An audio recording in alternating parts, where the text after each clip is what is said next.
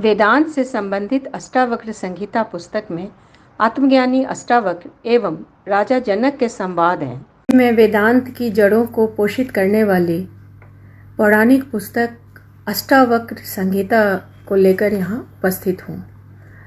अष्टावक्र संहिता नाम की वेदांत से संबंधित यह महत्वपूर्ण पुस्तक एक दस्तावेज की तरह है, जो कि अष्टावक्र और राजा जनक, महाज्ञानी अष्टावक्र और राजा जनक के बीच हुए संवादों से निर्मित हुआ है। बहुत पुरानी पुस्तक है यह, और आत्मसंधानियों के बीच, आत्मज्ञानियों के बीच इसकी बहुत महत्ता है। इसे न जाने कब से लेकर अभी तक इसे बहुत ही ज़्यादा पसंद किया जाता है, क्योंकि इसमें केवल आत्मज्ञान की बातें भरी हुई हैं, और जो लोग भी ज्ञान को, लिबरेशन को, आत्मज्ञान को पाना चाहते हैं, उनके लिए यह एक महत्वपूर्ण पुस्तक है।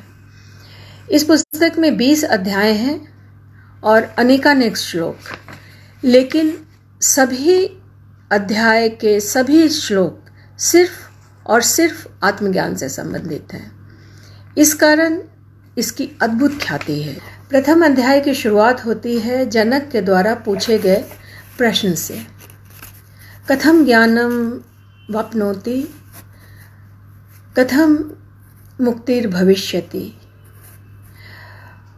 तो इसका जवाब देते हैं, यह प्रथम अध्याय का प्रथम श्लोक है, तो इसका जवाब अष्टावक्र देते हैं अगले 19 श्लोकों में, एक के बाद एक, एक के बाद एक।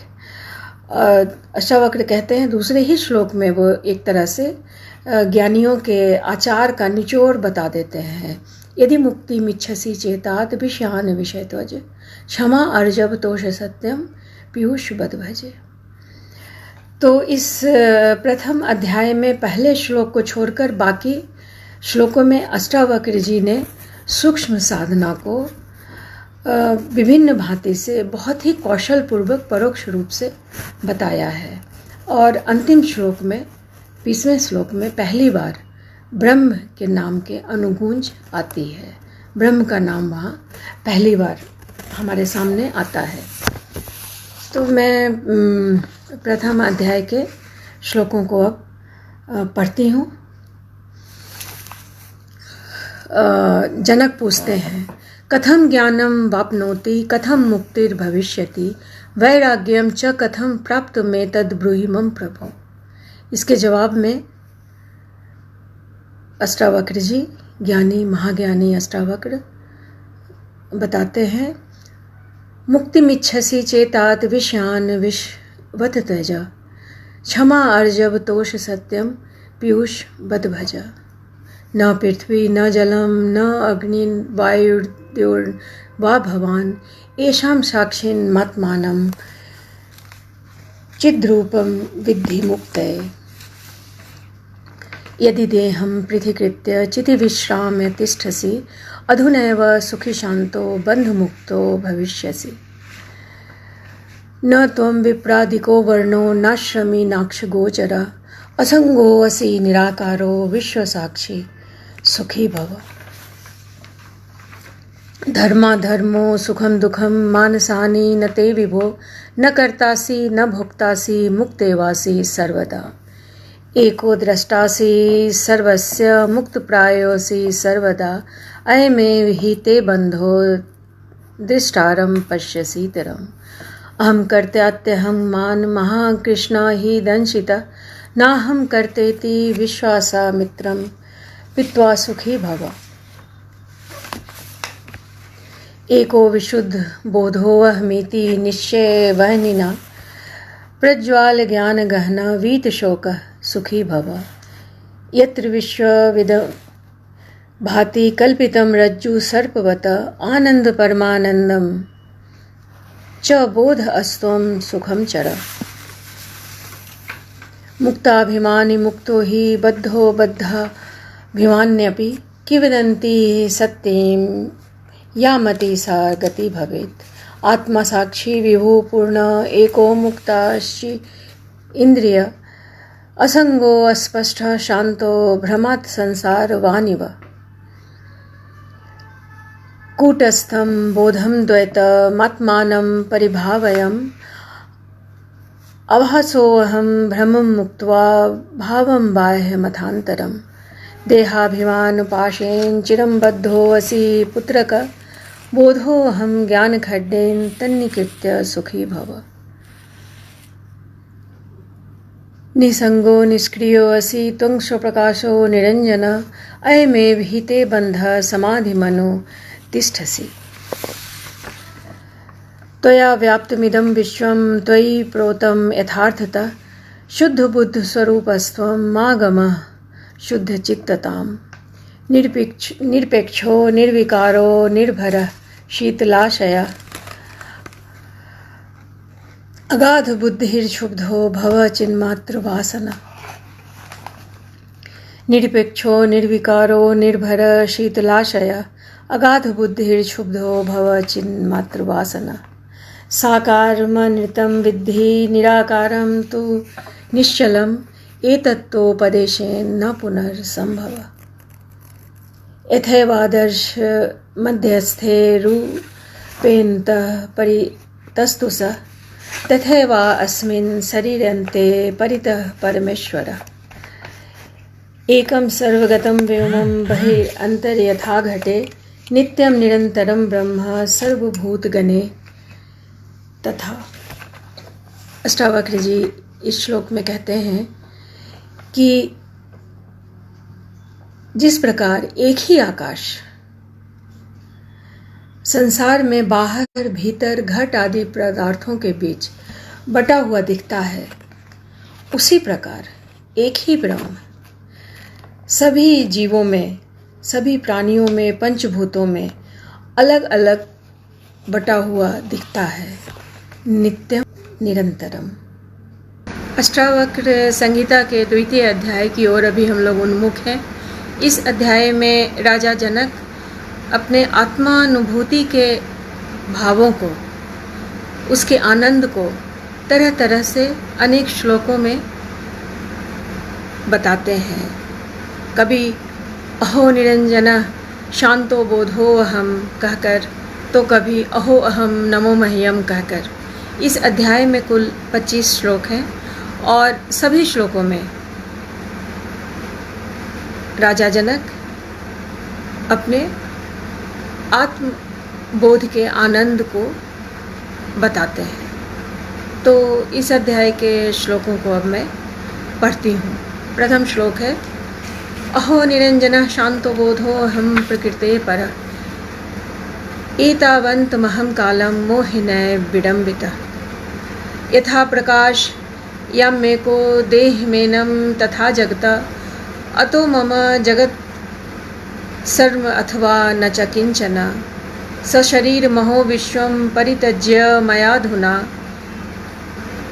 कुतचित् कौशलादेव परमात्मा विलोक्यते यथा तोयतो भिन्ना अस्तरंगा फेन बुद्बुदा आत्मनो न तथा भिन्न विश्वमात्मा विनिर्गतम् तंतु मात्रो भवेदेव पटो यद्द्विचारितः आत्मतन्मात्रमेवेदं तद्द्विविश्वविचारितम्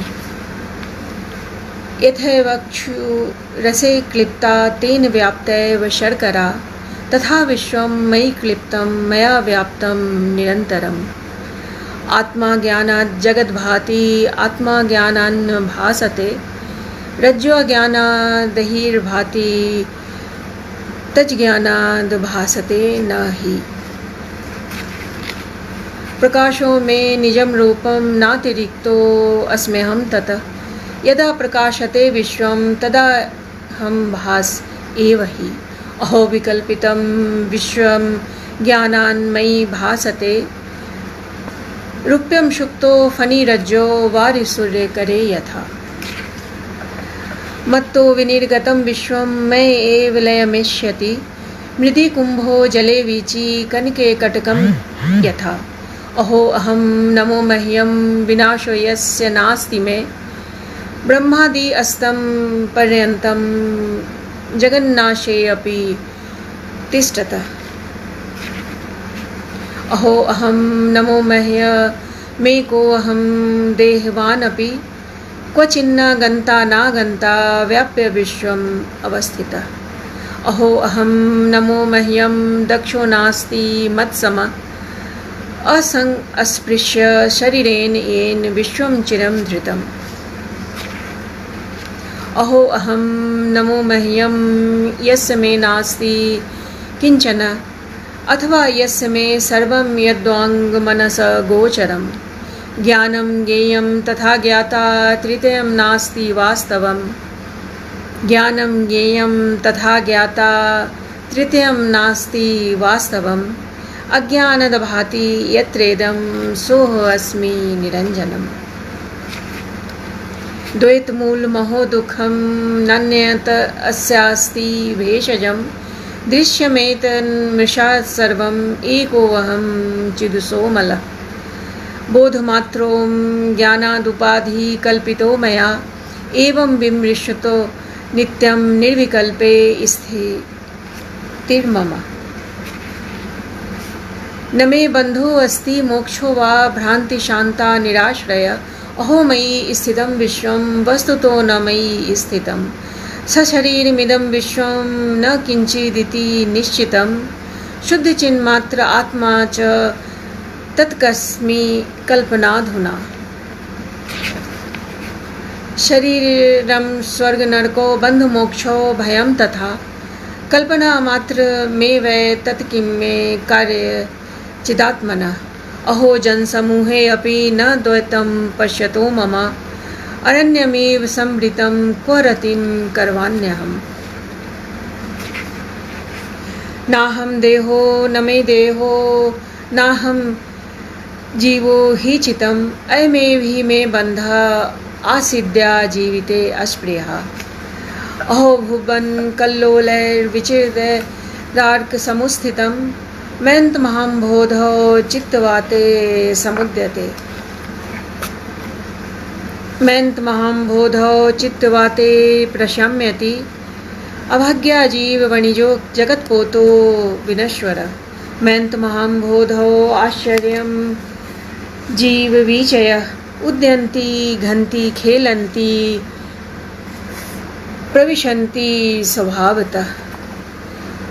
तो ये 25 श्लोक आत्मबोध के आनंद को बताते हैं जिसे जनक ने कहा है। हम पाते हैं कि इस अध्याय के अंतिम तीनों श्लोकों में राजा जनक आत्मबोध के सुख को मयंत महाम्बोधो के द्वारा सूचित करते हैं, यानी कि आत्मरूपी अनंत समुद्र में, लिमिटलेस ओशन में जीवों के उद्भव को उद्यंती घंती प्रविशंती खेलंती कहकर इंगित करते हैं। एक किस्म का महाभाव हमारे निकट इसे सुनकर आता है। अष्टावक्र संगीता के तीसरे अध्याय की अभी हम उनके श्लोकों की बात करते हैं। उस श्लोकों को पढ़ेंगे अभी हम। इसके तृतीय अध्याय में महाज्ञानी अष्टावक्र अपने शिष्य राजा जनक को आत्मबोध से संबंधित प्रश्न रूपी श्लोक बताते हैं। उन्हीं श्लोकों में उनके उत्तर भी सन्निहित है। यानी कि प्रश्न ऐसा है कि आत्मज्ञानी का स्वरूप कैसा होना चाहिए, उसके ज्ञान का स्तर क्या होना चाहिए, उसका व्यवहार क्या होना चाहिए, और उसी में थोड़ा ध्यान देने से उन्हीं श्लोकों में उत्तर भी है कि हाँ, आत्मज्ञानी को ऐसा होना चाहिए। तो आत्म परीक्षण की विधि को इस अध्याय के 14 श्लोकों में बताया गया है कि ज्ञानी के स्तर को कैसे माना जाए। पहले ही श्लोक में अष्टावक्र जी कहते हैं कि आत्मा की अखंडता से, उसकी आत्मा की जो अखंडता है, जो विशालता है, उससे जो परिचित है, वह धनोपार्जन का लोभी कैसे हो सकता है, अर्थात नहीं हो सकता है। और आत्मज्ञानी के लक्षणों को भांपने की विधि अष्टावक्र जी 10वें श्लोक में बहुत ही पारदर्शिता पूर्वक बताते हैं। चेष्टमानं शरीरं शुंग पश्यत्य अन्य शरीरवत। अर्थात आत्मज्ञ जब अपने ही शरीर को दृष्टा भाव से देखता है तो वह स्तुति या निंदा को कैसे ग्रहण कर सकता है, अर्थात स्तुति या निंदा से कैसे विचलित हो सकता है, अर्थात नहीं विचलित हो सकता है। तो हम तीसरे अध्याय के श्लोकों को एक एक करके संस्कृत में पढ़ते हैं, सुनते हैं। अविनाशिन्मात्मानमेकं विज्ञाय तत्त्वतः तब आत्मज्ञ ज्ञानस्य धीरस्य कथमर्थार्जनेरति। आत्मा ज्ञानादहो प्रीतिर्विषय भ्रमगोचरे शुक्तेर्ज्ञानतो लोभो यथा रजत विभ्रमित। विश्वम् अस्फुरति यत्रेदं तरंगा इव सागरे सो अहम् अस्मीति विज्ञाय किंदीन इव धावसि। श्रुत्वापि शुद्ध चैतन्यमात्मानमति सुंदरम उपस्थेयन्त्य संसक्तो मालिन्यमधि गच्छति। सर्वभूतेषु चात्मानं सर्वभूतानि चात्मनि मुने जनित आश्चर्य ममत्तमनु वर्तते। आस्थितः परमाद्वैतं मोक्षार्थे अपि व्यवस्थितः आश्चर्य कामवशो विकलः केली शिक्षया। उद्भूतं ज्ञान दुर्मित्र वधायार्ति दुर्बल आश्चर्य काम कांक्षेन तत्काल मनोश्रितः। इहामुत्र विरक्तस्य नित्यानित्य विवेकिनः आश्चर्य मोक्ष कामस्य मोक्षादेव विभीषिका। धीरस्तु भोज्यमानोऽपि पीड्यमानोऽपि सर्वदा आत्मानं केवलं पश्यन् तुष्यति न कुप्यति। चेष्टमानं शरीरं स्वपश्यत्यन्यशरीरवत् संस्तवे चापि निन्दायां कथ क्षुभ्येत महाशय। माया मात्रमिदं विश्वं पश्यन् विगत कौतुकः अपि सन्निहिते मृत्यो कथं त्रयस्यति धीरधि। निस्पृहं मानसं यस्य नैराश्यपि महात्मनः तस्यात्मज्ञान तृप्तस्य तुलना केन जायते। स्वभावादे विजानानो दृश्यमेतन्य किंचन इदं ग्राह्यमिदं त्याज्यं स किं पश्यति धीरधि।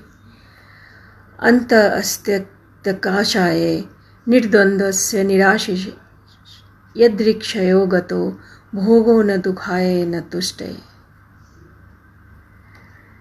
अर्थात अंतःकरण के सारे राग द्वेष काम क्रोध आदि द्वंद्वों और विकारों से रहित जो ज्ञानी पुरुष है, कहते हैं उसके लिए संसार के सारे भोग स्वयं ही उसके सामने उपस्थित होते हैं, लेकिन वह उनमें लिप्त नहीं होता, वह उनसे अलिप्त ही रहता है। अष्टावक्र संहिता के चौथे अध्याय में राजा जनक गुरु अष्टावक्र द्वारा पूछे गए प्रश्नों के उत्तर को बताते हैं। तीसरे अध्याय में अष्टावक्र ने जनक से प्रश्न पूछे थे आत्मज्ञानी के संदर्भ में, तो इस अध्याय में आत्मज्ञानी के ग्लोरिफिकेशन को जनक अपने ढंग से बताते हैं और वे आत्मज्ञ को रेखांकित करते हैं। हंतात्मज्ञस्य धीरस्य खेलतो भोग लीलया न ही संसारवाही कर मूढ़े समानता। अर्थात जो आत्मज्ञ है, जो ज्ञानी है, वह संसार के भोग लीला को मात्र खेल समझ के पूर्ण करता है। उसकी तुलना भोग विलास में लिप्त मूढ़ व्यक्तियों से कैसे की जा सकती है। अर्थात उसकी तुलना भोग विलास में लिप्त मूढ़ व्यक्तियों से नहीं की जा सकती है। जनक अपने गुरु के समक्ष पूरे सामर्थ्यपूर्वक आत्मज्ञ को रेखांकित करते हैं। इस अध्याय में कुल 6 श्लोक हैं। अभी मैं उन श्लोकों को पढ़ती हूँ।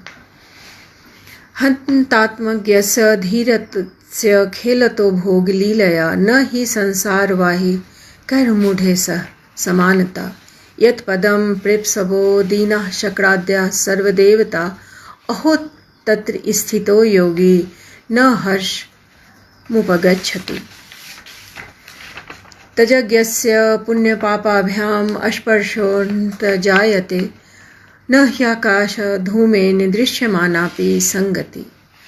आत्मवेदं जगत् सर्वं ज्ञातं येन महात्मना यदृक्षया वर्तमानं तं निश्चेतु क्षमेत का।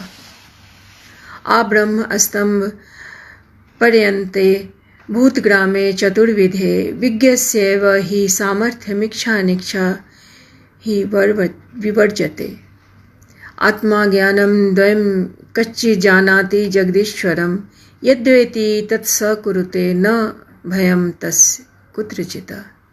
ऐसा व्यक्ति बिरला ही होता है जो सेल्फ के संग को, आत्मा के संग को अपनी एकात्मकता के साथ एक रूप कर लेता है और उसके जो कार्य हैं उन्हें वह पूर्ण अभयपूर्वक करता है।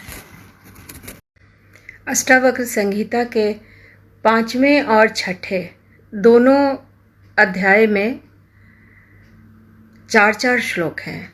5वें अध्याय में 4 श्लोक हैं और 6ठे अध्याय में भी 4 ही श्लोक हैं। 5वें अध्याय में अष्टावक्र जी बताते हैं कि आत्म में लय हो जाने की बात को अष्टावक्र जी एक स्वर से 4 श्लोकों में बताते हैं। लयं ब्रज और 6ठे प्रकरण में भी हायर नॉलेज की, आत्मज्ञान की बात है, उसमें भी 4 ही श्लोक हैं और उसमें न त्यागो न ग्रहो लय इस स्वर की बात है और इसे आत्मबोध की बात को इस तरह से बताया गया है। आकाशवद अनंतो अहम घटवत प्राकृत जगत इति ज्ञानम तथैतस्य न त्यागो न ग्रहो लय। यानी कि खुद को अगर आत्म स्वरूप में स्थित होकर महसूस किया जाए तो उस समय आकाश की तरह अनंत हमारा स्वरूप है।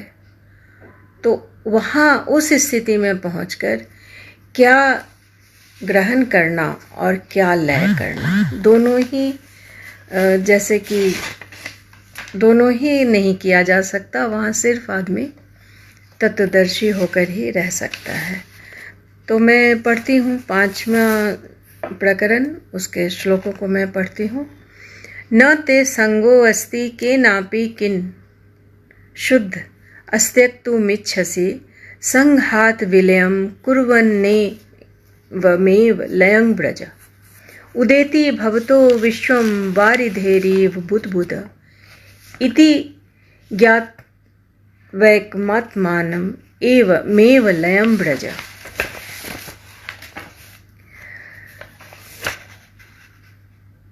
सम दुख सुख पूर्ण आशा नैराश्यो समः समजीवित मृत्यु सन्नेव मेव लयं ब्रज। प्रत्यक्ष मप्यवस्तुत्वाद् विश्वं नास्त्यमले त्वयि रज्जु सर्प इव व्यक्त्यम एव मेव लयं ब्रज। और ये हुए 5वें प्रकरण के 4 श्लोक और अब मैं 6ठे अध्याय के 4 श्लोकों को पढ़ती हूँ। पहला श्लोक है आकाशवद अनंतोऽहं घटवत प्राकृत जगत इति ज्ञानं तथैतस्य न त्यागो न ग्रहो लय।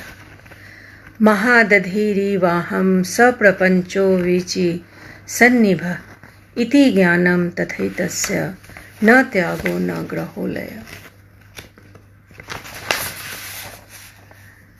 हम स शुक्ति संकाशो रूप्यवद्विश्वकल्पना इति ज्ञानं तथैतस्य न त्यागो न ग्रहोलय। अहं वा सर्वभूतेषु सर्वभूतान्यथो मयि इति ज्ञानं तथैतस्य न त्यागो न ग्रहोलय। इन सभी श्लोकों में त्याग या ग्रहण करने की बात को, त्याग या ग्रहण को नकार देने की बात कही गई है, यानी कि आत्मज्ञानी के समदर्शी होकर रहने की बात को बताया गया है। 7वें अध्याय में राजा जनक आत्मबोध की प्रकृति को रेखांकित करते हैं। इस अध्याय में 5 श्लोक हैं। सभी श्लोकों में आत्मबोध की प्रकृति को ही, उसके नेचर को ही इंगित किया गया है। मयंत महाम्बोधो विश्वपोत इतस्ततः, अर्थात मेरे अनंत स्वरूप आत्म की लहरों पर विश्वरूपी जहाज, विश्वरूपी पोत डूबता उतराता रहता है।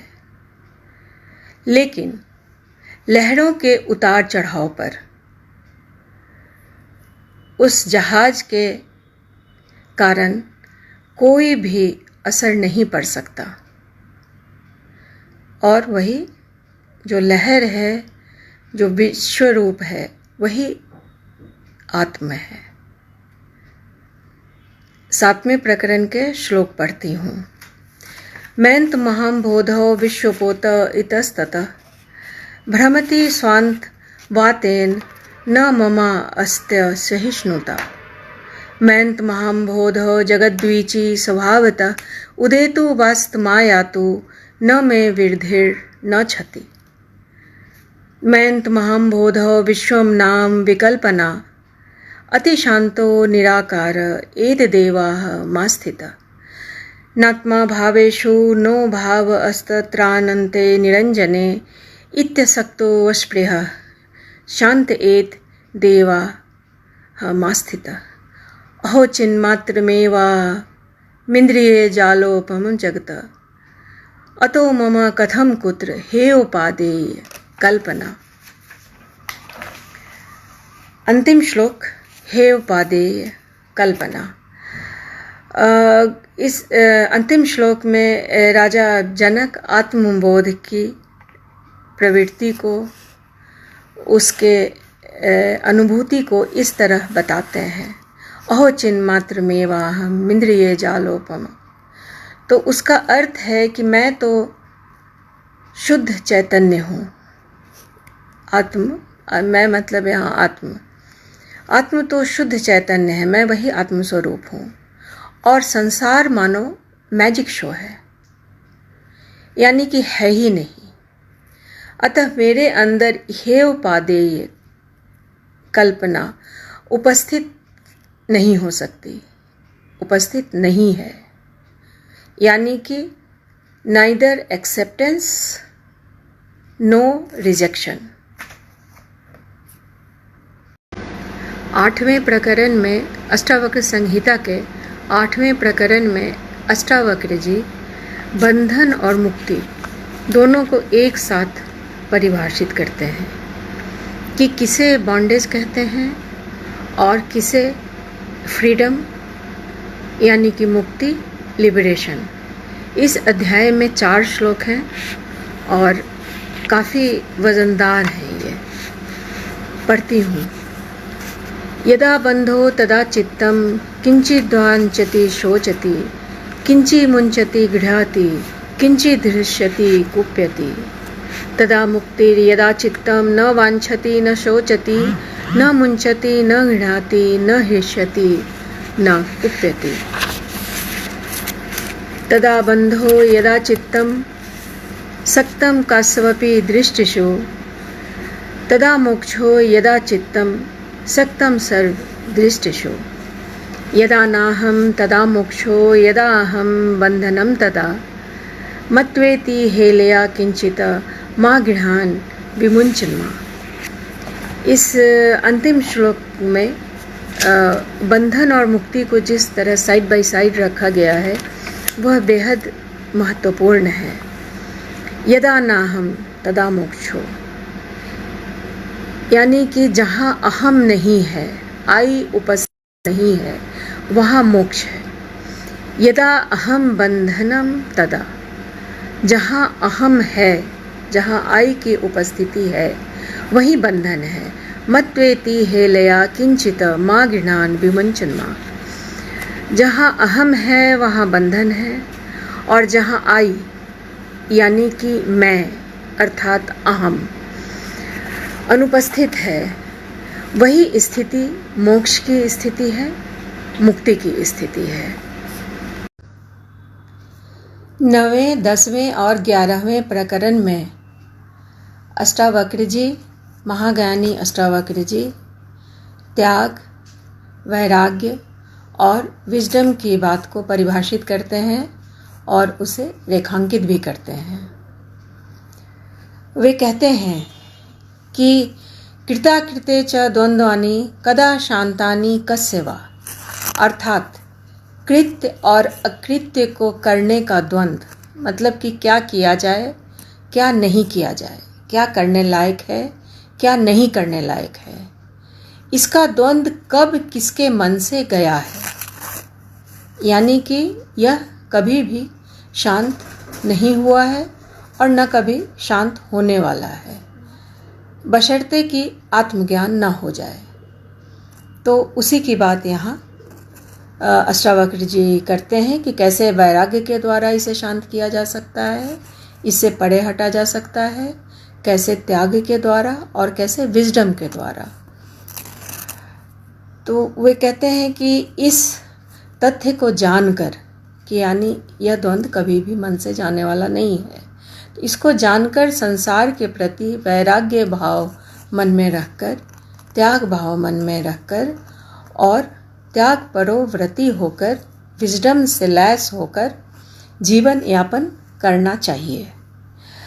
इस 9वें अध्याय में, 10वें अध्याय में और 11वें अध्याय में, तीनों में 8-8 श्लोक हैं। तो मैं तीनों अध्यायों को एक एक करके अभी पढ़ती हूँ। तो शुरू करती हूँ 9वें अध्याय के प्रथम श्लोक से।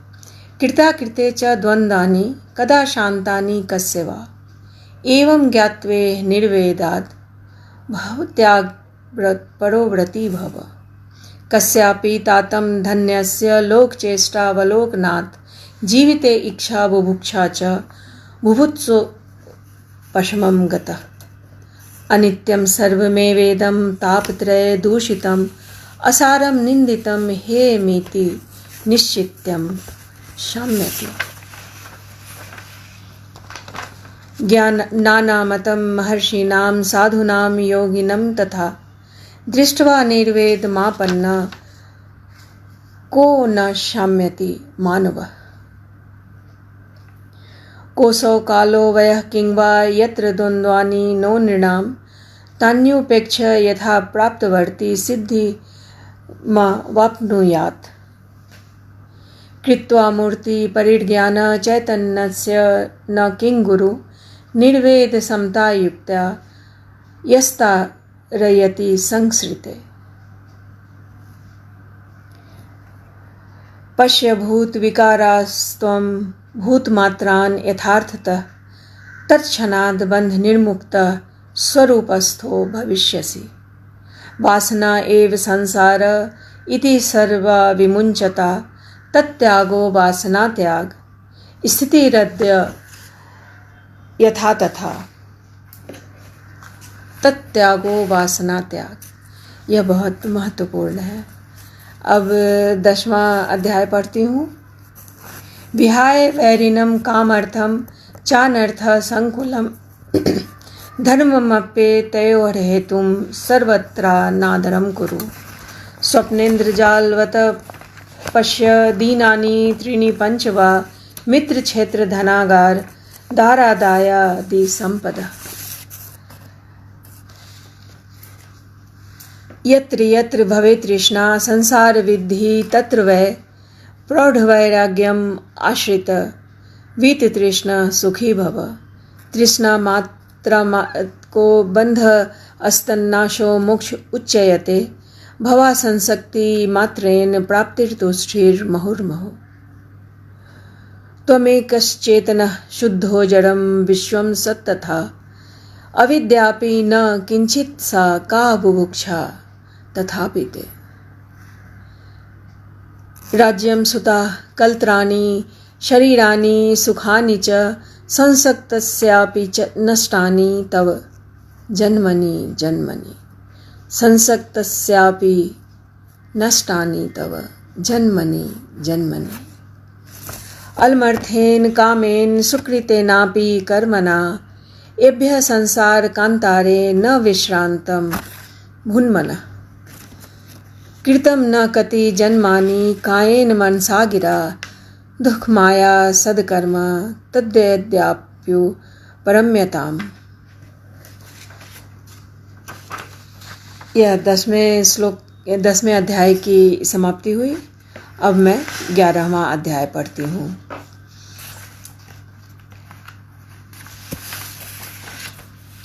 भावाभाव विकारश्च स्वभावादिति निश्चयी निर्विकारो गतक्लेशः सुखेन वोपशाम्यति ईश्वरः सर्वनिर्माता नेहान्य इति निश्चयी अंतर्गलितः सर्वास शान्तः क्वापि न सज्जते आपदः संपदः काले दैवादेवेति निश्चयी तृप्तः स्वस्थ इंद्रियो नित्यं न वाञ्छति न शोचति सुखे दुखे जन्म मृत्यु दैवादेवेति निश्चयी साध्यादर्शी निरायास कुर्वन्नपि न लिप्यते चिन्तया जायते दुःखं नन्यथेति निश्चयी तया हीना सुखी शांत सर्वत्र गलित अस्पृह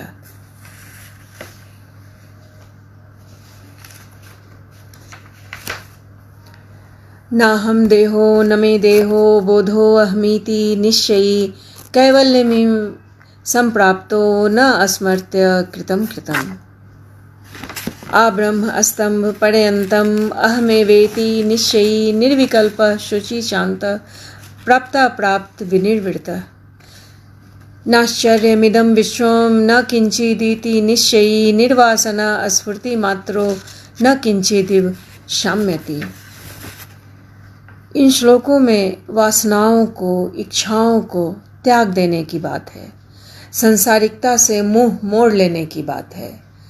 और संसारिकता से मुंह मोड़ लेने की बात करने पर यह भी कहा जा सकता है कि जब हर चीज़ का त्याग कर ही दिया, इच्छाओं का त्याग, मतलब कहने का मतलब कि सांसारिक रूप से मानसिक रूप से संसारिकता को त्याग करना है। इसमें मतलब सन्यासी बन जाने की बात नहीं है, यह मानसिक भाव है। तो संसारिकता से मुंह मोड़कर कहीं भी रह सकने की बात है। भाव और अभाव से परे हटकर निर्विकार बन जाने की बात है, यानी कि नो रिएक्शन डोंट रिएक्ट। संसार की निस्सारता को जानकर निर्वासना इच्छा रहित बनकर रहने की बात अष्टावक्र अपने शिष्य जनक को बताते हैं इन तीनों अध्यायों में, 9वें, 10वें और 11वें अध्याय में। और शुद्ध चैतन्यता को अनुभव करके शांति प्राप्त करने की बात को वो इंगित करते हैं। यह बहुत ही कठिन टास्क है, इसमें कोई संदेह नहीं। जो केवल राजा जनक के लिए ही नहीं है। यह कहा ज़रूर गया था अष्टावक्र के द्वारा राजा जनक को, लेकिन यह हमारे लिए भी है। 12वें और 13वें अध्याय में राजा जनक अपने गुरु अष्टावक्र के सामने आत्मबोध की स्थिति को और उसके आनंद को बताते हैं कि वह स्थिति कैसी है, वह आनंद कैसा है। राजा जनक स्थूल और सूक्ष्म दोनों स्तरों पर अपने डिटैच होने की बात को कहते हैं, यानी कि बताते हैं कि सांसारिक कार्यकलापों, वाणी और मन के स्तर पर बंधन मुक्त होकर आत्म स्थिति को पा लेने की बात, आत्म स्थिति में रहने की बात, उसके आनंद की बात कैसी होती है, इसे वे अपने गुरु राजा अष्टावक्र ज्ञानी अष्टावक्र के सामने स्वीकार करते हैं। 12वें अध्याय में 8 श्लोक हैं और 13वें अध्याय में 7 श्लोक हैं। मैं दोनों को एक एक करके, दोनों अध्यायों के श्लोकों को एक एक करके पढ़ती हूँ।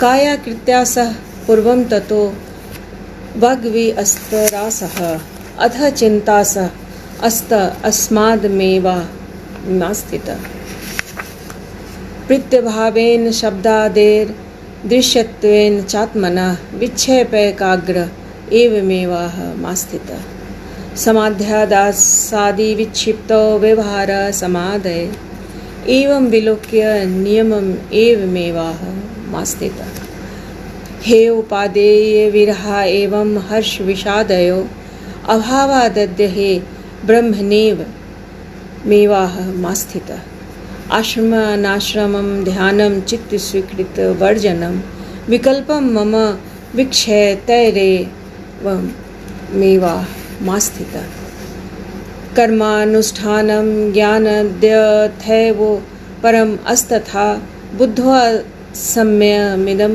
तत्त्वम् एवमेवाह मास्थिता अचिन्त्यं चिन्त्यमानोऽपि चिन्तारूपं भजत्यसौ त्यक्त्वा तद्भावनं तस्मादेवमेवाह मास्थिता एवमेव कृतं येन सकृतार्थो भवेदसौ एवमेव स्वभावो यः सकृतार्थो भवेदसौ अकिंचनं भवं स्वास्थ्यं यहाँ ये एवमेव कृतं येन सकृतार्थो भवेदसौ एवमेव स्वभावो यः सकृतार्थो भवेदसौ, यानी कि सर्व क्रिया रहित होकर आत्म स्वरूप में स्थित होने की बात इस श्लोक में कही गई है। यह 12वें अध्याय का 8वां यानी कि अंतिम श्लोक है। अब मैं 13वां अध्याय पढ़ती हूँ। अकिंचनं भवं स्वास्थ्यं कौपि न त्वेऽपि दुर्लभं त्यागादाने विहाय अस्मादमासे यथा सुखम् कुत्रापि खेद कायस्य जिह्वा कुत्रापि खिद्यते मनः कुत्रापि त्यक्त्वा पुरुषार्थे स्थितः सुखम् कृतं किमपि नैव स्याद् इति संचित्य तत्त्वतः यदा यत्कर्तुमायाति ततः कृत्वा से यथा सुखम्। सुखपूर्वक कैसे आत्म में स्थित होकर रहा जाता है, इस बात को राजा जनक यहाँ इंगित करते हैं। कर्म नैष्कर्म्य निर्बंध भावादेहस्थ योगिनः संयोगा योग विरहादहमासे यथा सुखम अर्थानर्थो न मे स्थित्या गत्या न शयनेन वा तिष्ठन गच्छन स्वपत अस्मादहमासे यथा सुखम स्वपतो नास्ति मे हानि सिद्धिर्यंत्रवतो न वा नाशो लासो विहाया अस्मादहमासे यथा सुखम सुखादि रूपा नियमं भाविष्यवालोक्य भूरिश शुभाशुभे विहाया अस्मादहमासे यथा सुखम। तो इन दोनों श्लोकों में राजा जनक इस आत्म स्थिति की बात को तरह तरह के श्लोकों के द्वारा बताते हैं और सुखादि की अस्थिरता को, सुख दुख आदि के आने जाने को, उसकी अस्थिरता को भांप कर उसकी अनिश्चितता की बात को जनक कहते हैं कि आत्म सुख ही एकमात्र निरपेक्ष सुख है। बाकी सुख दुख तो आते जाते रहते हैं, कोई भी स्थिर नहीं है, न सुख स्थिर है न दुख स्थिर है। तो आत्म सुख जो है वही एक स्थिर सुख है। शुभाशुभ के विचार को छोड़कर राजा जनक शुभाशुभ के विचार को छोड़कर और आत्म सुख में स्थिर हो जाने की बात को कहते हैं। इस 14वें अध्याय में, अष्टावक्र के 14वें अध्याय में राजा जनक शांति चतुष्टय की बात करते हैं। वे ट्रंक्विलिटी की बात को कहते हैं, यानी कि मन के एकदम शांत हो जाने की स्थिति को बताते हैं और उस समय आत्मज्ञानी की स्थिति कैसी होती है, उसका व्यवहार कैसा होता है, इसकी बात राजा जनक अपने गुरु अष्टावक्र के सामने कहते हैं कि जब मन की स्थिति एकदम शांत हो, प्रकृति शांत चित्त हो, मतलब अपनी प्रकृति, व्यक्ति की प्रकृति एकदम शांत चित्त हो जाए, उस समय संसार की स्थिति ऐसी ही दिखती है जैसे कि कोई निद्रित, मतलब निद्रित होते हुए भी, कोई व्यक्ति निद्रित होते हुए भी जब जगत व्यवहार को करता है तो उस समय उसकी जैसी स्थिति होती है, जैसा उसका मन, उसका व्यवहार होता है, वैसी ही स्थिति एक आत्मबोध वाले व्यक्ति को के मन के शांत हो जाने के बाद उस व्यक्ति का व्यवहार वैसा ही होता है और वह स्वाभाविक है कि सामान्य जन के जैसा नहीं होता। इस अध्याय में 4 श्लोक हैं, तभी इसका नाम है शांति चतुष्ट है। इसको पढ़ती हूँ। प्रकृत्या शून्य चित्तो य प्रमादाद भावना निद्रितो बोधित इव क्षीण संसरणो हिसा। क्व धनानि क्व मित्राणि क्व मे विषय दस्य व क्व शास्त्रम क्व विज्ञानम यदा में गलिता अस्पृहा। यानी कि न मित्र, न धन, न शास्त्र, कुछ भी एक आत्मज्ञानी व्यक्ति के लिए एग्जिस्ट नहीं करता। विज्ञाते साक्षी पुरुषे परमात्मनि चेश्वरे नैराश्ये बंध मोक्षे च न चिंता मुक्तये मम। अंतर्विकल्प शून्यस्य बहि स्वच्छंद्रचारिण भ्रांतस्येव दशा अस्ता तादृशो एव जानते।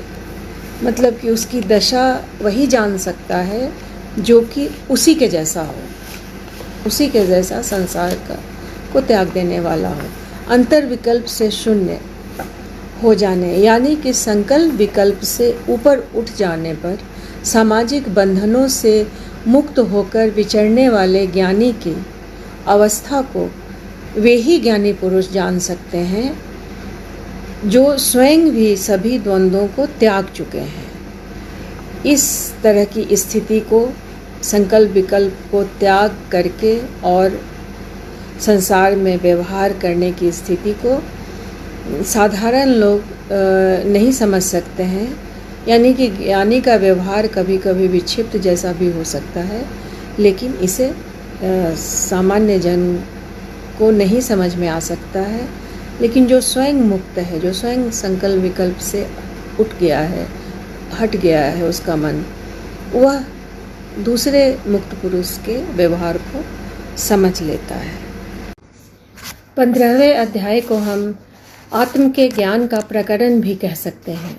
इस अध्याय में अष्टावक्र जी राजा जनक को बताते हैं कि सतोगुणी बुद्धिमान व्यक्ति को जिस तरह भी तत्व ज्ञान की शिक्षा दी जाए, तत्व ज्ञान के बारे में बताया जाए, वह उसे ग्रहण करने में सक्षम होता है।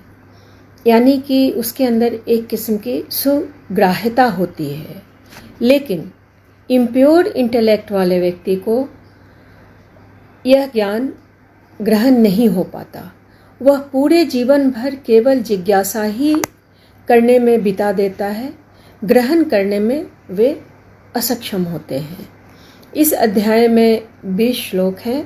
सभी आत्म के ज्ञान की बात को, ज्ञानी के पहचान की बात को बताते हैं, साथ ही नॉलेज को पा लेने के व्यवहारिक कार्यकलाप की बात भी करते हैं। तो इन श्लोकों को मैं पढ़ती हूँ। यथा तथोपदेशेन कृतार्थ सत्व बुद्धिमान आजीवमपि जिज्ञासु पर अस्तत्र विमुह्यति। मोक्षो विषय वैरस्वं बंधो वैश्विको रस एतादेव विज्ञानम इथेच्छसि तथा कुरु। वाग्मी प्राज्ञ महोदोग्यम जनमु जडासलम करोति तत्व बोधो यमत अस्तत्तो बुभुक्षिभि।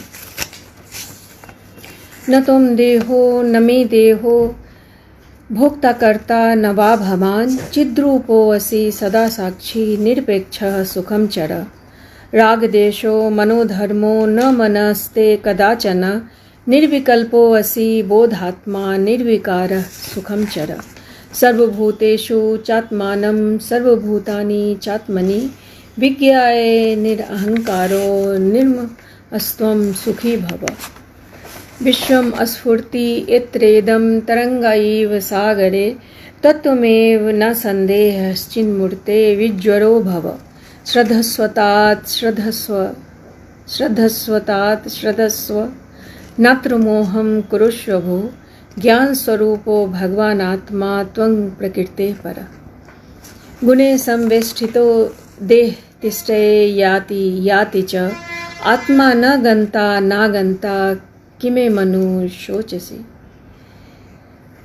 देह तिष्ठतु कल्पान्तं गच्छतेव वा पुनः पुनः क्व बुद्धि कच वा हानि अस्त्व चिन्मात्र रूपिणः त्वन्तमहं बोधौ विश्ववीची स्वभावतः उदेतु वास्तमायातु न ते विधिर्वाछति तात चिन्मात्र रूपो असि न ते भिन्नमिदं जगत अतः कस्य कथं कुत्र हेयोपादेय कल्पना एक अस्मिन् व्यये शान्ते चिदाकाशे मले त्वयि कुतो जन्म कुतः कर्म कुतो अहंकार एव च कुतो जन्म कुतो कर्म कुतो अहंकार एव च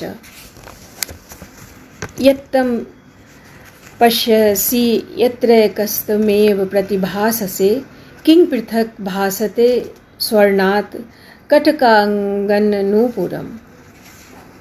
अयं सोऽहमयं नाहं विभाजमेति संत्यज सर्वमात्मेति निश्चित्य निस्संकल्प सुखी भव तवे ज्ञानातो विश्वं त्वमेक परमार्थः त्वत्तो अन्यो नास्ति संसारी न संसारी कंचन भ्रान्तिमात्रमिदं विश्वं न किंचिदिति निश्चयी निर्वासनः स्फूर्तिमात्रो न किंचिदिव शाम्यति एक एव भवाम्भो धावादिस्ति भविष्यति न ते बन्धो अस्ति मोक्षो वा कृतकृत्यं सुखं चर मा संकल्प विकल्पाभ्यां चित्तं क्षोभय चिन्मय उपशाम्य सुखं तिष्ठ स्वात्मा आनंद विग्रहे त्यजय विध्यानं सर्वत्र मा किंचिद्रि धारय आत्मा त्वं मुक्त एवासि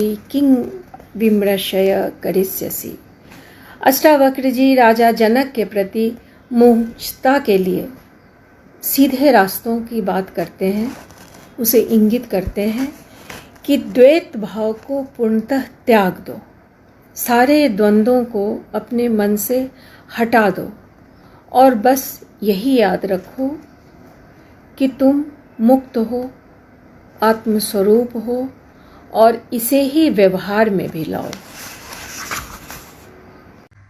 यह अध्याय 16वां अध्याय किन्हीं रूपों में रोचक है। इसमें कुछ विशेष इंस्ट्रक्शन दिए गए हैं।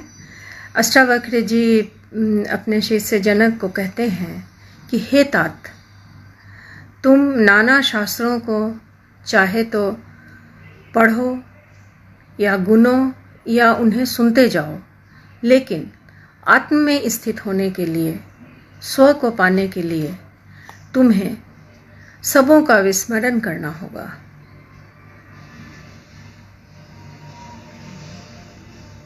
इसमें 11 श्लोक हैं, मैं पढ़ती हूँ। आचक्षव शृणु व तात नाना शास्त्राण्यनेकश तथापि न तव स्वास्थ्यं सर्व विस्मरणादिते भोगम कर्मम समाधिं वा कुरु विज्ञ तथापि ते चित्तं निरस्त सर्वाशामत्यर्थं रोचयिष्यति। आयासात् सकलो दुखी नैनं जानाति कश्चन अनेनैवोपदेशेन धन्यः प्राप्नोति निर्वृत्तम्। व्यापारे खिद्यते यस्तु निमेषोन्मेषयोरपि तस्य लस्य धुरीनस्य सुखं नस्य कस्यचित्। इदं कृतमिदं नेति द्वन्द्वमुक्तं यदा मनः धर्मार्थकाम मोक्षेषु निरपेक्षं तदा भवेत्। विरक्तो विषयदेष्टा रागी विषय लोलुप ग्रह मोक्ष विहीनस्तु न विरक्तो न रागवान न विरक्तो न रागवान। हे उपादेता तावत् संसार विटपांकुरः अस्पृहा जीवति द्वै निर्विचार दशा अस्पदम्।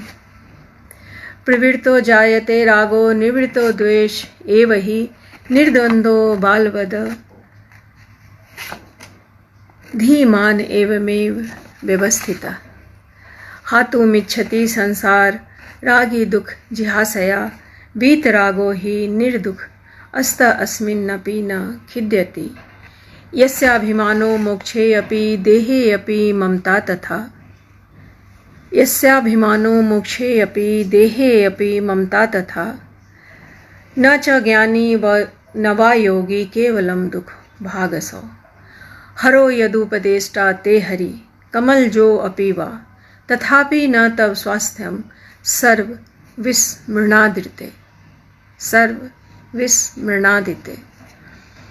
अष्टावक्र जी शिष्य जनक जी को चेताते हैं कि यदि हरि या कमल से उत्पन्न अर्थात ब्रह्मा विष्णु या महेश स्वयं ही उनके उपदेष्टा हो जाएं, उन्हें आकर उपदेश करें, फिर भी कुछ भी नहीं हो सकता यदि तुम स्वयं ही सभी कुछ भूलकर अपने आत्म में स्थित न हो जाओ।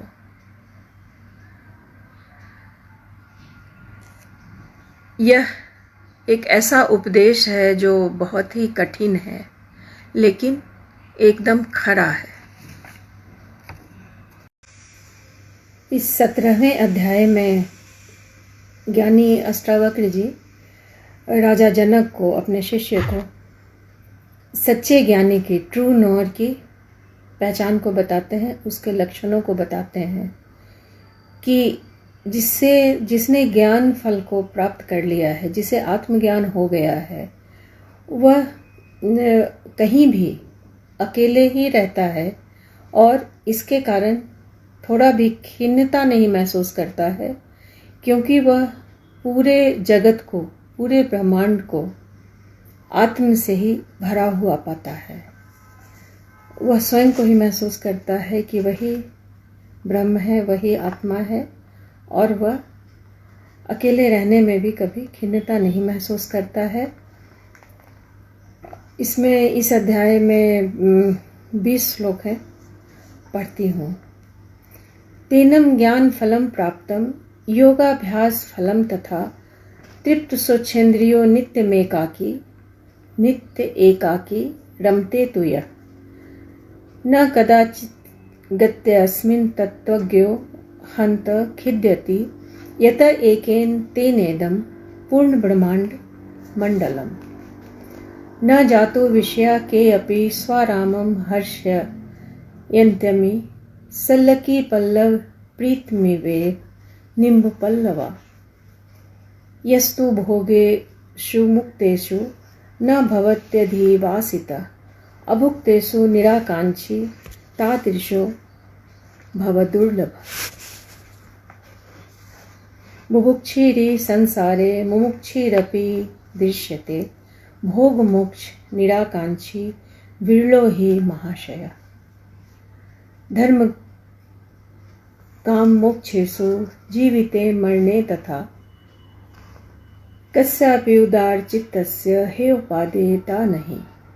वांछा न विश्वविले न द्वेष तस्य च स्थितौ यथा जीवी कया तस्मात् तन्य आस्ते यथा सुखम।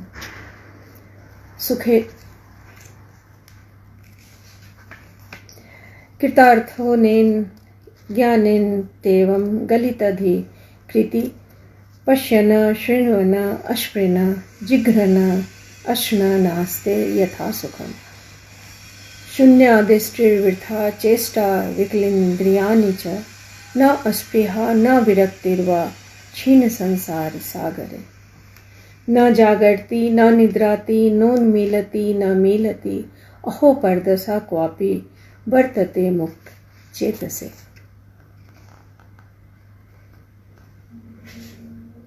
सर्वत्र दृश्यते स्वस्थ सर्वत्र विमलाशय समस्त वासना मुक्तो मुक्त सर्वत्र राजते।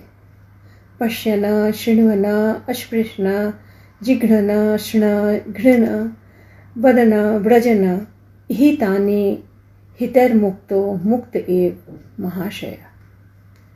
न निंदति न च अस्तौति न हृष्यति न कुप्यति न ददाति न गृह्णाति मुक्त सर्वत्र नीरस। सानुरागां स्त्रियं दृष्ट्वा मृत्युं वा समुपस्थितम् अविल्मना स्वस्थो मुक्त एव महाशय। सुखे दुखे नरे नार्यां संपस्तु च विपतस्तु च विशेषो नैव धीरस्य सर्वत्र समदर्शिनः। न हिंसा नैव कारुण्यं न धत्यं न च दीनता न शौर्यं नैव च क्षोभा क्षीण संसरणे नरे। न मुक्तो विषयद्वेष्टा न वा विषय लोलुप असंसक्त मना नित्यं प्राप्तं प्राप्तमु पाश्रुते।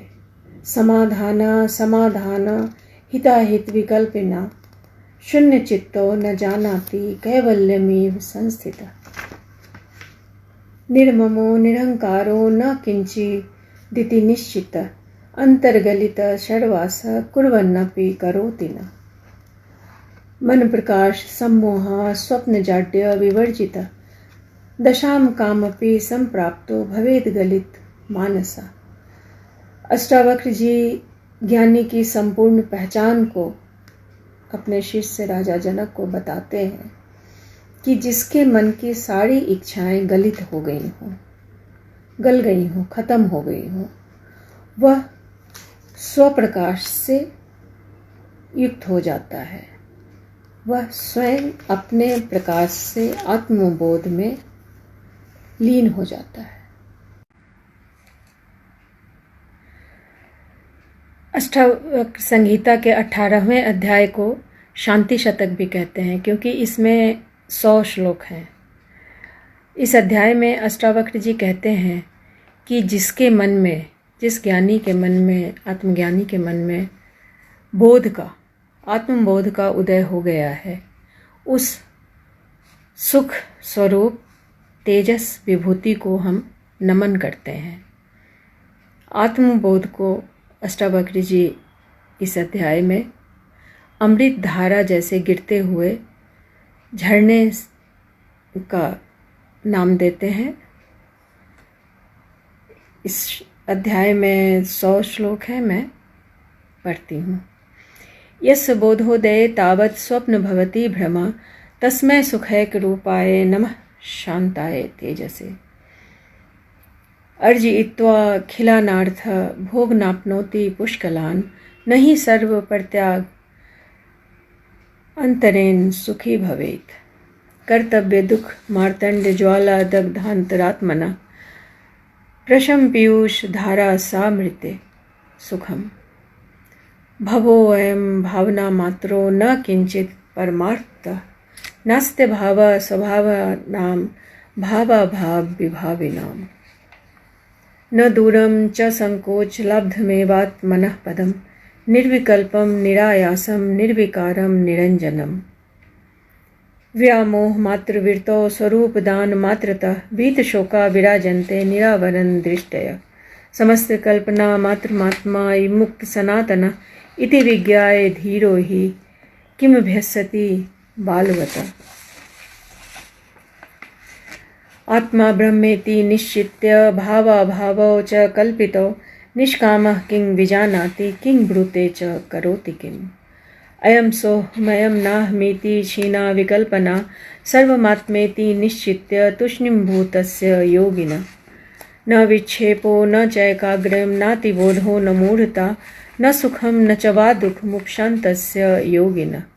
स्वराज्ये भैक्षवृतौ च लाभालाभे जने वने निर्विकल्प स्वभावस्य न विशेषोऽस्ति योगिनः। क्व धर्मः क्व च वा कामः क्व चार्थः को विवेकिता इदं कृतमिदं नेति द्वन्द्वमुक्तस्य योगिनः। कृतं किमपि नैवास्ति न कापि हृदिरंजना यथा जीवन में वेह जीवन मुक्तस्य योगिनः क्व मोह क्व चा विश्वं क्व तद्धा ज्ञान क्व मुक्तता सर्वं संकल्प सीमायां विश्रान्तस्य महात्मनः येन विश्वमिदं दृष्टं स नास्तीति करोतु वै निर्वासनः किं कुरुते पश्यन्नपि न पश्यते। एनं दृष्टं परं ब्रह्म सोऽहं ब्रह्मेति चिन्तयेत् किं चिन्तयेति निश्चिन्तो द्वितीयं यो न पश्यति। दृष्टो येनात्मविक्षेपो निरोधं कुरुते त्वसौ उदारस्तु न विक्षिप्तः साध्याभाव करोति किम्। धीरो लोक विपर्यस्तो वर्तमानो लोकवत न समाधिं न विक्षेप न लोपं स्वस् पश्यति।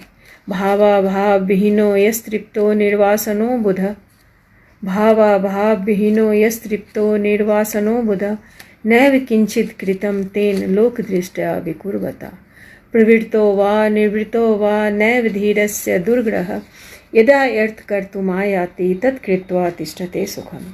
निर्वासनो निरालम्ब स्वच्छन्दो मुक्तबन्धनः तृप्त संस्कारवातेन चिष्टते शुष्क पर्णवत्। असंसारस्य तु क्वापि न हर्षो न विषादिता स शीतलमना नित्यं विदेह इव राजते।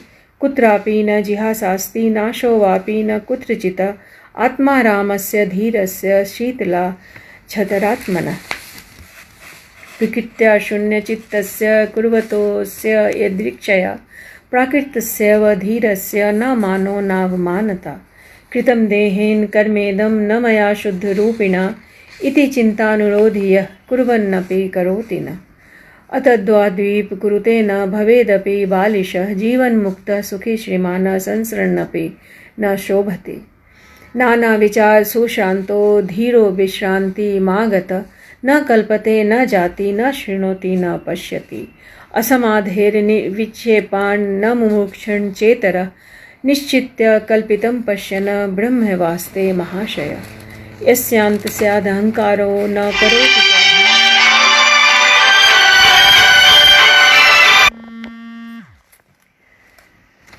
न किंचित् कृतं नोद्गीनं न च सन्तुष्टं कर्तयस्पन्द वर्जित निराशं गतसन्देहं चित्तं मुक्तस्य राजते। निर्ध्यातु चेष्टितुं वापि यच्चित्तं न प्रवर्तते निर्मितमिदं किन्तु निर्ध्यायति विचेष्टते।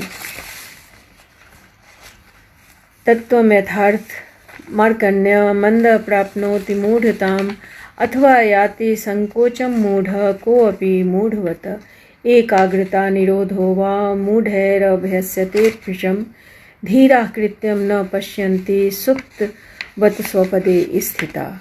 अपरत्नयात् प्रज्ञानाद्वा मूढ़ा नाप्नोति निवृत्तं तत्त्वनिश्चय मात्रेण प्राज्ञो भवति निर्वृतः। शुद्धं बुद्धं प्रियपूर्णं निष्प्रपञ्चं निरामयम् आत्मानं न जानन्ति यत्तत्राभ्यास पराजना। नाप्नोति कर्मणा मोक्षं विमूढेप्स्य अभ्यासरूपिणा धन्यो विज्ञानमात्रेण मुक्तः तिष्ठति अविक्रियः। मूढ़ो नाप्नोति तद्ब्रह्म यतो भवितुमिच्छति अनिच्छन्नपि धीरो हि परब्रह्म स्वरूपभाक्। निराधार ग्रहव्यग्रा मूढ़ा संसार पोषका इत अस्यानर्थमूलस्य मूलच्छेदः कृतो बुधे। न शान्तिं लभते मूढ़ो यतः शमितुमिच्छति धीर अस्तत्वं विनिश्चित्य सर्वदा शान्त मानसः।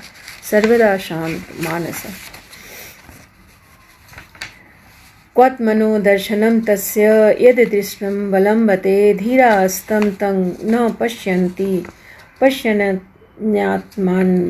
व्ययम्। क्व निरोधो विमूढस्य यो निर्बन्धं करोति वै स्वरामस्यैव धीरस्य सर्वदा सा कृत्रिमः। भावस्य भावकः कश्चिन् न किञ्चित् भावकोपरः उभयाभावकः कश्चिदेवमेव निराकुलः। शुद्धं द्वयमात्मानं भवयन्ति कुबुद्धयः न तु जानन्ति सम्मोहाद्याववज्य निर्वृता। मुमुक्षो बुद्धिरालम्ब मंतरेण न विद्यते निरालम्बैव निष्कामा मुक्तस्य सर्वदा। विषयद्वीपिनो वीक्ष्य चकिता शरणार्थिना विशन्ति झटिति क्रोडं निरोधैकाग्र सिद्धये। निर्वासनं हरिं दृष्ट्वा तूष्णीविषये दन्तिनः पलायन्ते न शक्तास्ते सेवन्ते कृतचाटवः। न मुक्तिकारिकां धत्ते निःसङ्गो युक्तमानसः पश्यन् शृण्वन् अस्पृण् जिघ्रन् शृण् नास्ते यथा सुखम्। वस्तु श्रवण मात्रेण शुद्ध बुद्धिर्निराकुलः नैवाचार मनाचार मौदास्यं वा प्रपश्यति। यदा यत्कर्तुमायाति तदा तत्कुरुते ऋजुः शुभं वाप्य शुभं वापि तस्य चेष्टा हि बालवत्। स्वतन्त्रायात् सुखमाप्नोति स्वतन्त्राया लभते परं स्वतन्त्राया निवृत्तिं गच्छेत् स्वतन्त्राया तारं पदम्। अकृतत्वभोक्ता स्वात्मानो मन्यते यदा तदा क्षीणा भवन्ते समस्ताचित् वृतयः। उच्छृङ्खलाप्य कृतिका स्थितिर्धीरस्य राजते न तु अस्पृह चित्तस्य शान्तिर्मूढस्य कीर्तिमा। विलसन्ति महाभोगैर्विशन्ति गहरान् निरस्तकल्पना धीरा अबद्धा मुक्त बुद्धया। श्रोत्रियं देवता तीर्थ मंगना भूपतिं प्रिये दृष्ट्वा संपूज्य धीरस्य न कापि हृदिरंजना न कापि हृदिवासना। भृत्य पुत्रे कलत्रैव दोहित्रे चापि गोत्रजय विहस्य धृकृत योगिन याति विकृतिं मनाक्। संतुष्टोऽपि न संतुष्टः खिन्नोऽपि न च खिद्यते तस्याश्चर्यं दशां तां तादृशा एव जानते।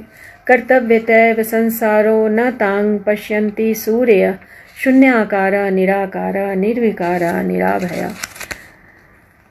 अकुर्वन्नेऽपि संक्षोभात् व्यग्रः सर्वत्र मूढधी कुर्वन्नपि तु कृत्यानि कुशलो हि निराकुला।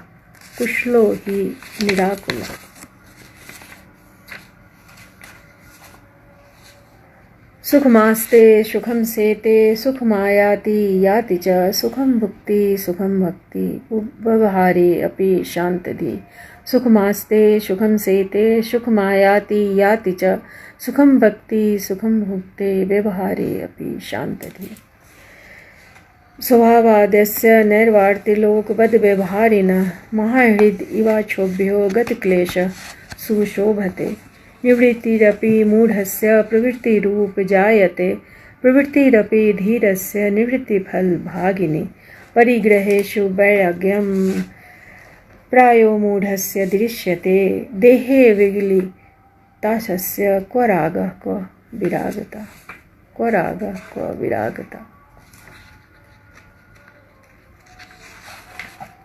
भावना सक्ता दृष्टिर्मूढस्य सर्वदा भावना भाव्य सातु स्वस्थ दृष्टिरूपिणी। सर्वारंभेषु निष्कामो यश्चरेद बालवन्मुनि न लेप अस्तस्य शुद्धस्य क्रिये माने अपि कर्मणि। स एव धन्य आत्मज्ञ सर्वभावेषु यः समः पश्यन् शृण्वन् अस्पृण् जिघ्रन् अश्न अस्थिर्सर्वमानसः। क्व संसारः क्व चाभासः क्व चार्थ्यं क्व च साधनं। क्व संसारः क्व चाभासः क्व साध्यं क्व च साधनम्। आकाशस्यैव धीरस्य निर्विकल्पस्य सर्वदा। स जयतर्थ सन्यासी पूर्णस्वर्स विग्रह अकृत्रिमोऽवच्छिन्ने समाधिर्यस्त वर्तते। बहुनात्र विमुक्तेन ज्ञाततत्त्वो महाशय भोगमोक्ष निराकांक्षी सदा सर्वत्र नीरसः। महदादि जगद्द्वैतं नाम मात्र विजृंभितं विहाय शुद्धबोधस्य किं कृतं भवशिष्यते।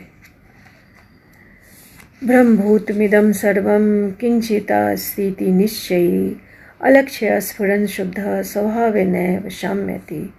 शुद्ध अस्फुरन् रूपस्य दृश्यभावं पश्यत क्व विधि क्व च वैराग्यं क्व त्यागः क्व शमो अपि वा। अस्फुरन्तो अनन्तरूपेण प्रकृति च न पश्यत क्व बन्धः क्व च वा मोक्षः क्व हर्षः क्व विषादितः। बुद्धिपर्यन्त्र संसारे भावमात्रं विवर्तते निर्ममो निरहङ्कारो निष्कामः शोभते बुधः। अक्षयं गतसन्तापमात्मानं पश्यतो मुने क्व विद्या क्व च वा विश्वं क्व देहोऽहं ममेति वा। निरोधादीनि कर्माणि जहाति जड धीर्यदि मनोरथान् प्रलापांश्च कर्तु प्रत्यक् तत्क्षणात्। मंदः श्रुत्वापि तद्वस्तु न जहाति विमूढतां निर्विकल्पो बहिर्यत्नादन्तर्विषय लालसा। ज्ञानाद् गलित कर्मा वो लोकदृष्ट्यापि कर्मकृत नाप्नोत्यवसरं कर्तु वक्तुमेव न किंचन। क्व तमः क्व प्रकाशो वाहानं क्व च न किंचन। निर्विकारस्य धीरस्य निरातंकस्य सर्वदा क्व धैर्य क्व विवेकित्वं क्व निरातंकापि वा। अनिर्वाच्य स्वभावस्य निस्वभावस्य योगिनः निस्वभावस्य योगिनः। न स्वर्गो नैव नरको जीवन्मुक्तिर्चैव हि बहुनात्र किमुक्तेन योगदृष्ट्या न किंचन। नैव प्रार्थयते लाभं नालाभेनानुशोचति धीरस्य शीतलं चित्तमृतेनैव पूरितं। न शान्तम् अस्तौति निष्कामो न दुष्टमपि निन्दति समदुःख सुख अस्तृप्त किंचित कृत्यं न पश्यति। धीरो न द्वेष्टि संसारमात्मानं न दिदृक्षति हर्षामर्ष विनिर्मुक्तो न मृतो न च जीवति। निस्नेह पुत्रदारादौ निष्कामो विषयेषु च निश्चिन्त स्वशरीरे अपि निराशः शोभते बुधः। तुष्टि सर्वत्र धीरस्य यथा पतितवर्तिनः स्वच्छन्दं चरतो देशान्यत्रास्तभितशायिनः। पततु देतु वा देहो नास्य चिन्ता महात्मनः स्वभावभूमि विश्रान्ति विस्मृता शेष संसृते। अकिंचनः कामचारो निर्द्वन्द्वः छिन्न संशयः असक्तः सर्वभावेषु केवलो रमते बुधः। निर्ममः शोभते धीरः समलोष्टाश्मकाञ्चनः सुभिन्न हृदय ग्रन्थिर्निर्धूररज अस्तमः। सर्वत्र नवधानस्य न किंचिद्वासना हृदि मुक्तात्मनो वितृप्तस्य तुलना केन जायते। जानन्नपि न जानाति पश्यन्नपि न पश्यति ब्रूवन्नपि न च ब्रूते को अन्यो निर्वासनादृते। भिक्षुर्वा भूपतिर्वापि यो निष्कामः शोभते भावेषु गलिता यस्य शोभना शोभनामति। क्व स्वच्छन्द्य क्व संकोच क्व वा तत्त्वविनिश्चय निर्व्याजार्य भूतस्य चरितार्थस्य योगिनः।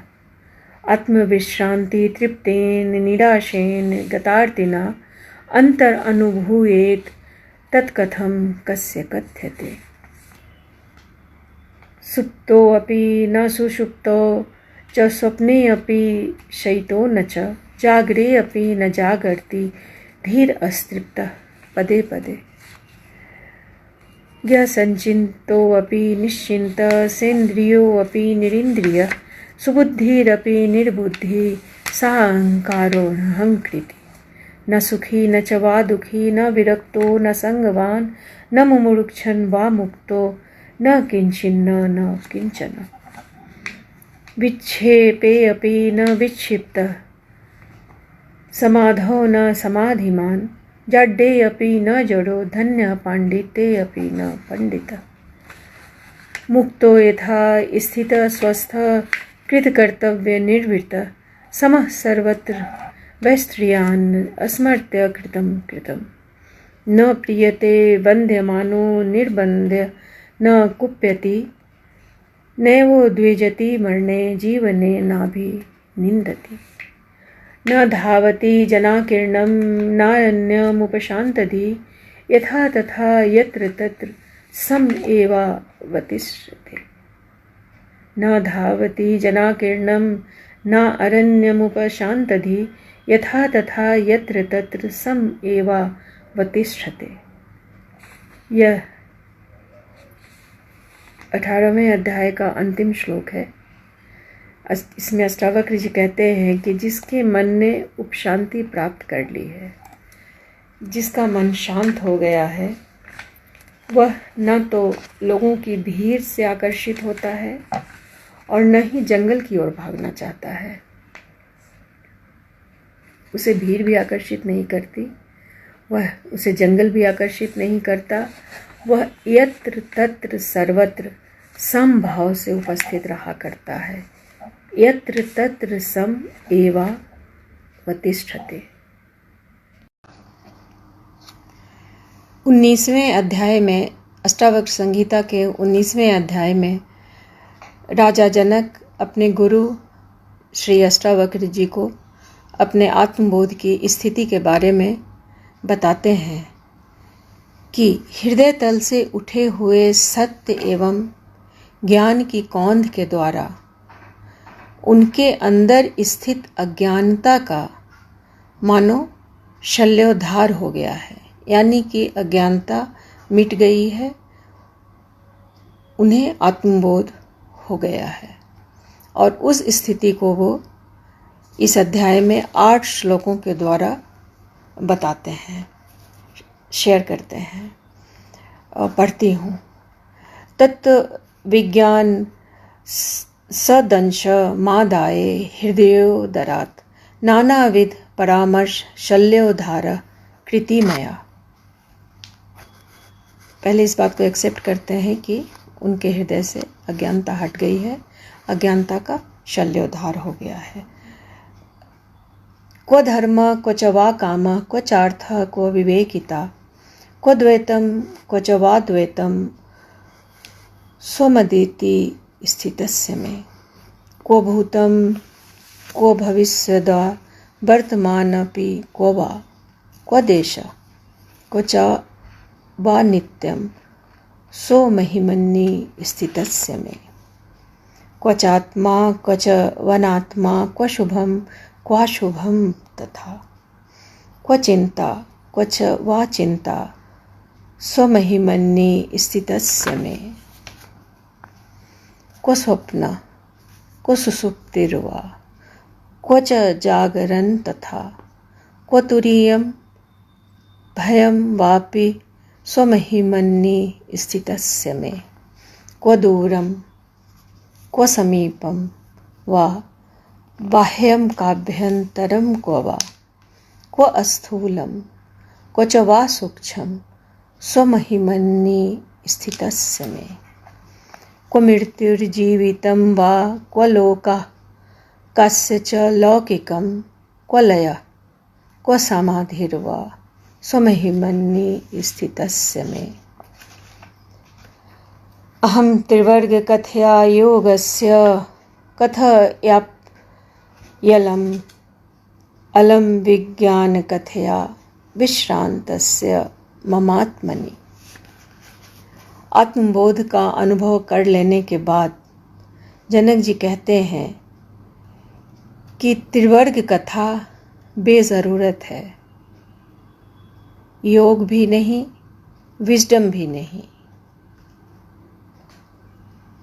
आत्म में लय हो जाने के बाद कोई भी बात, किसी भी बात की कोई ज़रूरत नहीं रह जाती, कोई भी बात किसी काम का नहीं रह जाता।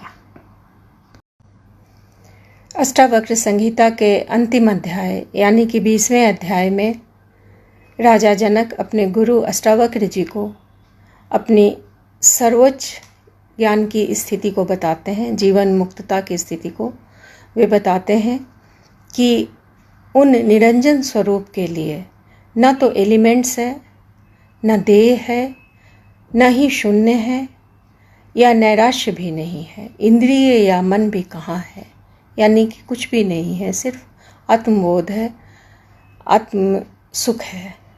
इस अध्याय में 14 श्लोक हैं, पढ़ती हैं। क्व भूतानि क्व देहो वा केन्द्रियाणि क्व वा मनः, क्व शून्यं क्व च नैराश्यं मत्स्वरूपे निरञ्जने, क्व शास्त्रं क्वात्मविज्ञानं क्व वा निर्विषयं मनः, क्व तृप्ति क्व वितृष्णत्वं गतद्वन्द्वस्व मे सदा, क्व विद्या क्व च वा विद्या काहं क्वेदं मम क्व वा, क्व बन्धः क्व च वा मोक्षः स्वरूपस्य च रूपिता, क्व प्रारब्धानि कर्माणि जीवन्मुक्तिरपि क्व वा, क्व तद्वि देह कैवल्यं निर्विशेषस्य सर्वदा, क्व कर्ता क्व च वा भोक्ता निष्क्रियम् अस्फुरन्नं क्व वा, कापरोक्षं फलं वा, क्व निस्वभावस्य मे सदा, क्व लोकः मुमुक्षुर्वा क्व योगी ज्ञानवान् क्व वा, क्व बद्धः क्व च वा मुक्तः स्वस्वरूपे हम द्वे, क्व सृष्टि क्व च संहारः, क्व साध्यं क्व च साधनं, क्व साधकः क्व सिद्धिर्वा स्वस्वरूपे हम द्वे, क्व प्रमाता प्रमाणं वा, क्व प्रमेयं क्व च प्रमा, क्व किंचित् क्व न किंचिद्वा सर्वदा विमलस्य मे, क्व विक्षेपः क्व च एकाग्रः, क्व निर्बोधः क्व मूढता, क्व हर्षः क्व विषादो वा सर्वदा निष्क्रियस्य मे, क्व चैष व्यवहारो वा, क्व च सा परमार्थता, क्व सुखं क्व च वा दुःखं निर्विमर्शस्य मे सदा, निर्विमर्शस्य मे सदा, क्व माया क्व च संसारः, क्व प्रीतिर्विरति क्व वा, क्व जीव क्व च तद्ब्रह्म सर्वदा विमलस्य मे, क्व प्रवृत्ति निर्वृत्तिर्वा, क्व मुक्ति क्व च बन्धनं, कूटस्थ निर्विभागस्य स्वस्थस्य मम सर्वदा, स्वस्थस्य मम सर्वदा, क्वोपदेशः क्व वा शास्त्रं, क्व शिष्य क्व च वा गुरु, क्व चास्ति पुरुषार्थो वा निरुपाधिः शिवस्य मे, क्व चास्ति क्व च वा नास्ति, क्वास्ति चैकं क्व च द्वयं, बहुनात्र विमुक्तेन किंचिनो तिष्ठते मम। अंत में राजा जनक पूर्ण आत्मबोध के शिखर पर कहकर स्वीकारते हैं कि ना तो एग्जिस्टेंस है, ना ही नन एग्जिस्टेंस, ना तो यूनिटी है, ना ही ड्यूलिटी। ऐसे में अब कहने के लिए क्या है, यानी कि कुछ भी नहीं। जीवन मुक्ति की इस उच्च अवस्था में पहुंचकर विदेह राज जनक मानो स्वीकारते हैं, अहम ब्रह्मास्मि।